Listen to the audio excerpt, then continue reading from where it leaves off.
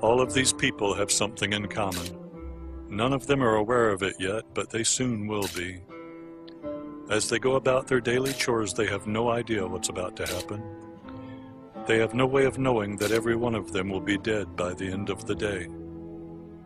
This is Pompeii. It was filled with normal people living normal lives, children playing, young lovers preparing for marriage. There were good people and bad people here, rich and poor, strong and weak, healthy and infirmed, just as in any other city on the face of the earth. But unlike those other cities, this one is about to be frozen in time. Let's give them a moment of privacy and talk about something else. Whenever someone asks why there are no transitional species in the fossil record, they reveal their ignorance of both the fossil record and evolution. You are a transitional species. I am a transitional species. All life on Earth is transitional. We are evolving not as individuals, but as species. The process occurs ever so slowly, generation to generation. If you watched my transitional species video, you saw a demonstration of just how slowly evolution works.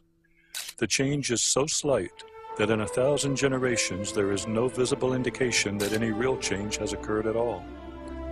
In 10,000 generations you may see a slight change, but you may still not recognize what the difference is.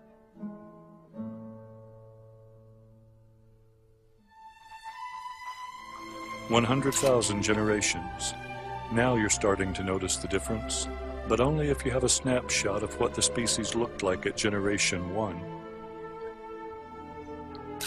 The reason scientists know evolution is real is because of snapshots taken at various times throughout the history of this Earth. Images frozen in time waiting for someone to find them and know what they mean. They can calculate from those images what the points in between should look like. Darwin predicted that we should be able to find some of these missing images. He said if we didn't, then the theory of evolution was likely wrong. Evolution isn't wrong. Science regularly discovers never-before-seen snapshots that fill in the holes in the photo gallery of our family tree. Darwin was right.